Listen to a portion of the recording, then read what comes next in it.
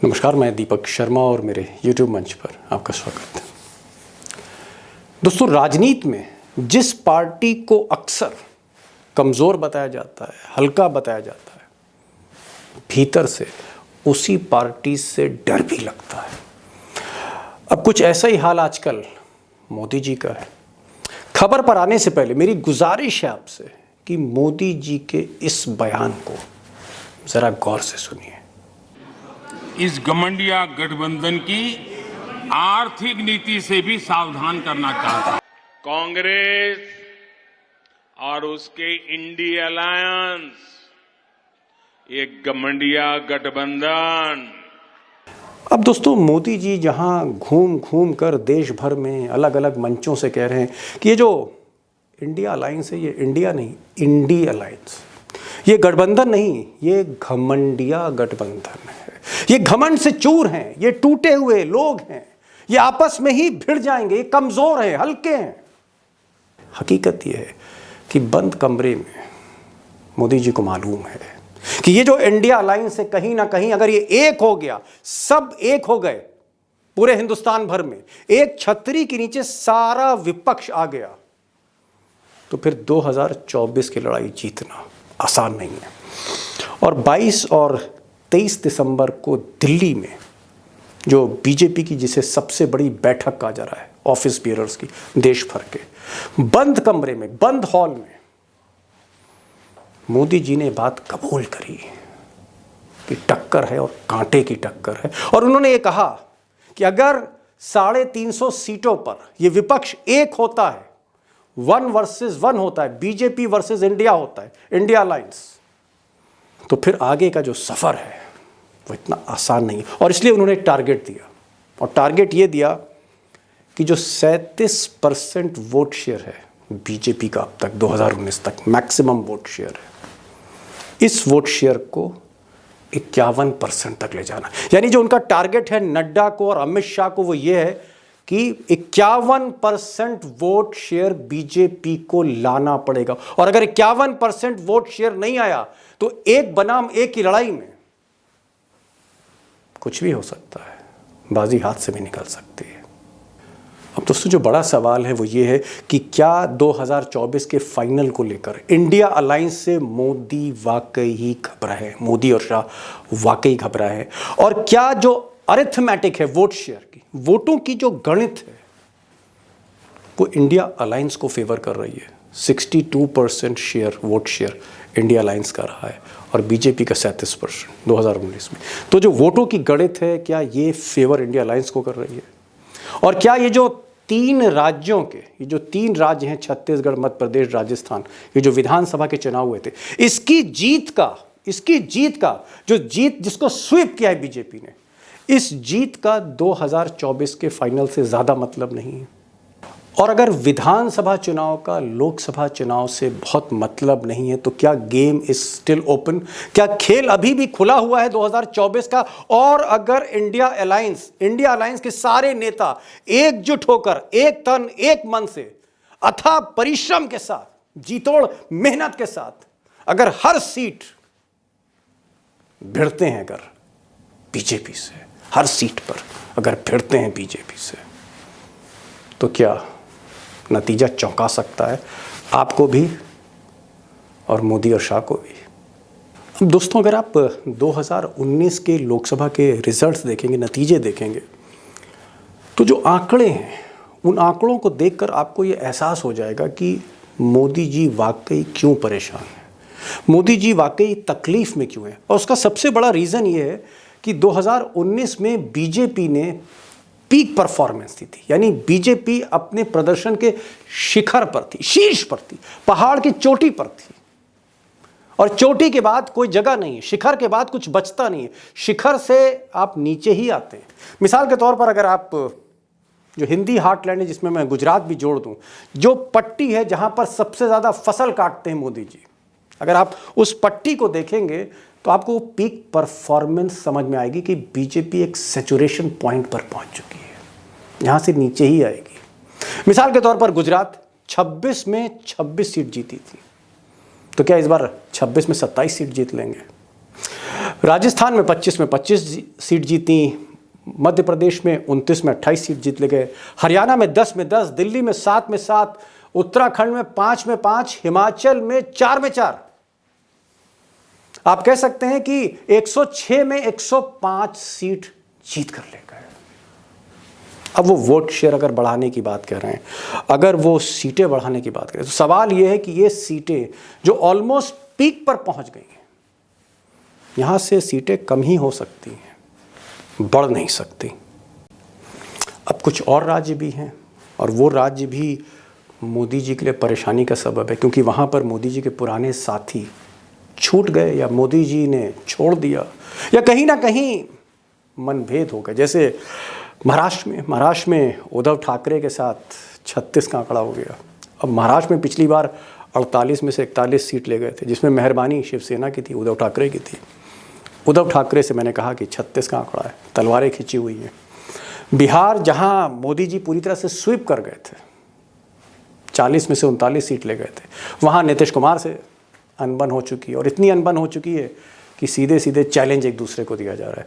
तो क्या नीतीश और लालू जब एक तरफ होंगे, जब वोट की जो अरिथमेटिक है और केमिस्ट्री और अरिथमेटिक बिहार में दोनों ही आरजेडी और जेडीयू के साथ होगा, तो वहाँ पर मोदी जी सीटें कैसे लाएंगे, वोट शेयर कैसे बढ़ाएंगे। कर्नाटक में जहाँ 28 में 26 सीट जीती थी, वहाँ एक ऐसा शख्स आ गया या एक ऐसा चाणक्य आ गया है, डीके शिव कुमार, जिसने ना सिर्फ मोदी जी से कर्नाटक छीन लिया बल्कि तेलंगाना में भी उलटफेर कर दिया।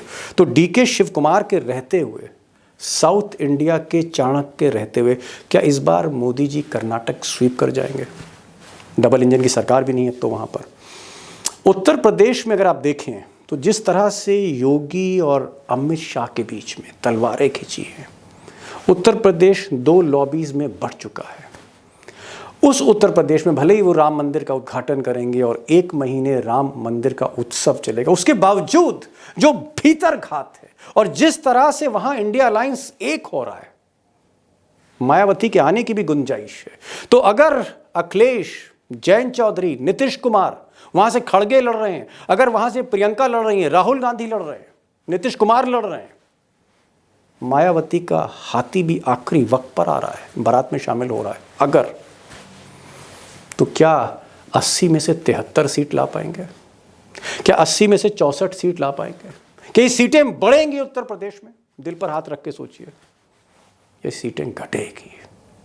अब यूपी से थोड़ा हट के अगर हम इस ट्राइबल स्टेट को देखें, झारखंड को देखें, तो झारखंड में पिछली बार 12 सीट ले गए थे, 14 में से 12 सीट ले गए थे। लेकिन इस बार मोदी जी ने जहाँ मुर्मू जी को, द्रौपदी मुर्मू को जहाँ राष्ट्रपति बनाया, ट्राइबल्स की बात कही, हकीकत यह है कि जिस तरह से इस एकमात्र ट्राइबल चीफ मिनिस्टर को, यहाँ वैसे अब छत्तीसगढ़ में एक ट्राइबल चीफ मिनिस्टर और आ गए, लेकिन झारखंड के इस ट्राइबल चीफ मिनिस्टर को जिस तरह से मोदी जी की एजेंसियां परेशान करती रही है, 2-2 महीने में 5-5 समन भेजे हेमंत सोरेन को, झारखंड में ट्राइबल नाराज है। बावजूद इसके कि मुर्मू जो हैं वो ट्राइबल प्रेसिडेंट हैं, झारखंड में जो बर्ताव किया है हेमंत सोरेन के साथ कि वो घर से निकल नहीं पा रहे, ये जो अपमान है, ट्राइबल इसे समझ रहा, आदिवासी इसे समझ रहे। और ऐसी स्थिति में 14 में कितनी सीट मोदी जी लाएंगे? क्या 14 में 14 ले आएंगे? आदिवासियों की अग्नि परीक्षा है झारखंड में। छत्तीसगढ़ में मुझे लगता है कि भूपेश बघेल हार से बहुत कुछ सीखे, आज भी उनका कद बरकरार है। 11 में से 9 सीट ले गए थे पिछली बार, असम में 14 में 9 ले गए थे, जम्मू कश्मीर में 6 में 3 ले गए थे। अगर आप देखें तो 241 सीटों में 203 सीट ले गए। 84% स्ट्राइक रेट था, यानी मोदी जी की जो जीत की संभावना थी 84% थी। लेकिन क्या उद्धव ठाकरे के जाने के बाद, नीतीश कुमार के जाने के बाद, क्या वो ये परफॉर्मेंस दे पाएंगे? बिहार में जो बड़ा स्टेट है, महाराष्ट्र जो बड़ा स्टेट है, ये दोनों स्टेट मिला के तकरीबन 88 सीट लाते हैं, 88 सीट्स हैं। और फिर क्या ये परफॉर्मेंस बाकी स्टेट्स में वो देंगे? सीटें कहाँ बढ़ रही हैं, ये बड़ा क्वेश्चन है। और अगर 1 वर्सेस 1 लड़ाई होगी तो फिर गुंजाइश कितनी रहती है मोदी जी के लिए? अब दोस्तों, मैंने जो आपको 2 ग्राफिक्स दिखाए, एक में मैंने वो केस लिया जहां मोदी जी शिखर पर पहुंच चुके हैं और ऊपर नहीं चढ़ा जा सकता, नीचे ही उतरना है। और एक वो सेट था स्टेट्स का जहाँ पर साथी छूट गए, कहीं नीतीश चले गए, कहीं पर हेमंत सोरेन बहुत नाराज़ हैं, कहीं पर उद्धव ठाकरे साथ नहीं हैं, शरद पवार पूरी तरह से मोदी जी पर मोर्चा खोले क्योंकि भतीजा तोड़ के मोदी जी ले गए। ऐसे बहुत से कारण हैं। लेकिन अब मैं उन स्टेट्स की बात करना चाहता हूँ जहाँ मोदी जी का 2024 का सफ़र या डगर कह वाकई मुश्किल है, वाकई मुश्किल। अगर आप देखें पंजाब में पिछली बार 13 में से 2 सीट मोदी जी जीत के ले गए थे। इस बार तो बिल्कुल गुंजाइश नहीं है, बिल्कुल भी गुंजाइश नहीं है। और उनके जो साथी थे अकाली दल वो भी बहुत कमज़ोर स्थिति में। बंगाल 42 में से 18, बहुत बड़ा सरप्राइज़ अमित शाह ने पिछली बार दिया था, लेकिन अब ऐसी स्थिति नहीं है। मोदी जी के मंत्री मोदी जी की सरकार छोड़ के ममता जी के पास चले गए। तो हालत ये है वहाँ पर। उड़ीसा में जब तक नवीन पटनायक हैं वो मोदी जी का साथ तो लेते रहेंगे, लेकिन उड़ीसा में साथ देंगे नहीं। बहुत कम गुंजाइश है उड़ीसा में। उड़ीसा में ऐसा कुछ भी नहीं हुआ जहां बीजेपी के लिए आप कह सकें कि वो स्वीप कर ले जाएगी। तो अभी भी पीक परफॉर्मेंस पर हैं, 8 सीट जीती थी। और तेलंगाना जहां सबसे बड़े ख्वाब मोदी जी ने देखे थे आज से 6 महीने पहले, जब से उन्होंने हैदराबाद के कॉरपोरेशन इलेक्शन में गजब ढाया, तब से मोदी जी को लगने लगा कि तेलंगाना उनके हाथ में भविष्य में आ सकता है। कॉरपोरेशन के चुनाव में कूद गए मोदी जी। नतीजा क्या हुआ? तेलंगाना ना सिर्फ उनके हाथ से गया, वो तो कहीं फाइट में थे नहीं, केसीआर के हाथ से भी चला गया और वहां पर कांग्रेस की सरकार आ गई। तो तेलंगाना जहां कांग्रेस की नई सरकार है और जहां आप कह सकते हैं कि mandate it's against BJP, it's against BJP in terms of vote share. KCR के अगेंस्ट तो है ही। वहां 17 में से कितनी सीट मिलेगी? कहाँ से बढ़ेंगी सीटें? बंगाल में कहाँ से बढ़ाएंगे? पंजाब में कहाँ से मिलेंगी? उड़ीसा में कहाँ से मिलेंगी? तेलंगाना में कहाँ से मिलेंगी? स्ट्राइक रेट 34% है, 93 सीटें, लगभग 100, 32 आदमी। यहाँ पर कैसे सीटें बढ़ाएंगे? 1 वर्सेस 1 में, एक बनाम एक में सीटें कैसे बढ़ेंगी? वोट शेयर कैसे बढ़ेगा? Big question. अब दोस्तों मैंने कई राज्यों की समीक्षा आपके सामने नहीं रखी, जो छोटे छोटे राज्य, कहीं 2 सीट कहीं 3 सीट नॉर्थ ईस्ट में, जैसे गोवा हो गया।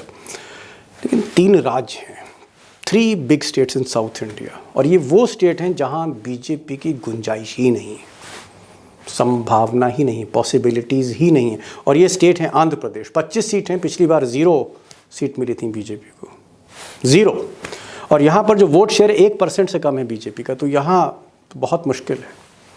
तमिलनाडु लगभग 40 सीटें हैं, 39, वोट शेयर बहुत कम है। तमिलनाडु में लोग कह रहे हैं कि मोदी जी वाराणसी के साथ रामेश्वरम जो है वो इस बार चुनाव लड़ना चाहते हैं 2 जगह से। अब रामेश्वरम अगर वो चुनाव लड़ते भी, मान भी लिया जाए, तो जिस पार्टी का वोट शेयर 4% से कम है, एक भी सीट नहीं है, वहाँ क्या इजाफा होगा? खाते में बढ़ोतरी क्या होगी? स्कोर बोर्ड में कितने अंक बढ़ जाएंगे? कितनी सीटें बढ़ जाएगी? तो तमिलनाडु में भी मुझे कोई गुंजाइश नहीं दिखती। और केरल में भले ही वोट मोदी जी का 13% है, लेकिन सीट वहाँ भी 0 है, 20 सीटें हैं, कुछ नहीं। तो 84 में यहाँ पर जो स्कोर है वो 0 है। अब आप तय करिए, मैंने आपको एकदम एक एक्सरे रिपोर्ट दी है कि मोदी जी जो एक टारगेट उन्होंने बंद हॉल में दिया, जी हाँ, बंद हॉल में अपने ऑफिस बियरर्स के साथ सामने जो उन्होंने टारगेट दिया, जो उन्होंने गोल तय किया है, 51% वोट शेयर ले जाने का, सीटें 350, नारा दिया है 400 पर। सवाल यह है कि शिखर पर पहुंचने के बाद और यह स्थिति देखने के बाद, जहां साथी छूट गए और जहां विपक्ष पहली बार एक हो रहा, विपक्ष 2014 में एक नहीं था, 2019 में एक नहीं था, विपक्ष पहली बार एक हो रहा है। मोदी जी इसीलिए घबराए हुए हैं। अब दोस्तों जब से इंडिया अलायंस बनी है, मोदी जी ने और शाह साहब ने कोशिश तो बहुत करी कि किसी तरह से इसको तोड़ा जाए, दरार डाली जाए, ईडी की मदद लें, सीबीआई की मदद लें, इनकम टैक्स की मदद लें, इसको नोटिस, उसको सम्मन, इसको जेल, उसको गिरफ्तार, सब कुछ किया। केजरीवाल टस से मस नहीं हो रहे। ममता बनर्जी भी कहीं ना कहीं आ ही जाती हैं मीटिंग में, बात मान ही लेती हैं। नीतीश कुमार भी बात मान ही लेते हैं। लालू भी साथ खड़े हैं, अखिलेश यादव भी खड़े हैं, सब के सब इंडिया अलायंस में एक साथ हैं। और घबराहट इस वजह से है क्योंकि मैंने पहले भी कहा, जो अरिथमेटिक है, जो वोटों की गणित है, वो इंडिया अलायंस के फेवर में जाती है। क्योंकि अगर आप 2019 का 2019 का अगर आप आंकड़ा दें पिछले इलेक्शन का, तो जो वोट शेयर था इंडिया अलायंस का वो था 62% प्लस, और मोदी जी 37% पे थे। इसीलिए मोदी जी 37% को बढ़ा के 51% करना चाहते हैं। वो चाहते हैं कि 37% को बढ़ा के 51% करें तो मुकाबले में वो बने रहेंगे, मुकाबला जीत सकते हैं। लेकिन अगर 37% से 4-5% ही इजाफा हुआ तो 350 सीटों पे जो फाइट हो रही है उसमें जीत का दरवाजा खुलेगा कैसे 2024 का? ये मोदी जी के लिए संकट है। और यहां पर अगर अरिथमेटिक फेवर में जा रही है तो इंडिया अलायंस के नेताओं को भी कुछ करना होगा। सबसे पहले सेक्रीफाइस। अगर इंडिया अलायंस को लगता है कि ये करो और मरो की स्थिति है, डू और डाई की स्थिति है, कि अब ऐसा मौका नहीं आएगा, अभी नहीं तो कभी नहीं, अगर 24 में तीसरी बार मोदी आते हैं तो कई रीजनल पार्टीज का दरवाजा बंद होगा। अगर इस तरह का वो सोचते हैं, इस तरह का आशंका है उनके मन में, तो सेक्रीफाइस करना होगा। और सेक्रीफाइस इसलिए करना होगा कि सीट शेयरिंग में ये जो सीट एडजस्टमेंट है जो 31 दिसंबर से शुरू हो रही प्रक्रिया, इंडिया अलायंस को सीट शेयरिंग में दिल बड़ा करना होगा। सिर्फ राहुल गांधी को नहीं, सबको, और सबको तन मन से एक होकर लड़ना है, करो या मरो की स्थिति। और सबसे बड़ी चीज, कैंडिडेट चुनते वक्त मेरिट पर कैंडिडेट चुनना होगा। और अगर ये 1 वर्सेस 1 होता है 350 सीटों पर, तो एक बात मैं जिम्मेदारी के साथ कहना चाहूँगा दोस्तों, इतनी आसान राह नहीं होगी 2024 की मोदी और शाह के लिए। It's a difficult game 1 versus 1। तो दोस्तों ये आज का वीडियो था, आपको कैसा लगा इसका कमेंट और प्रतिक्रिया ज़रूर भेजिएगा।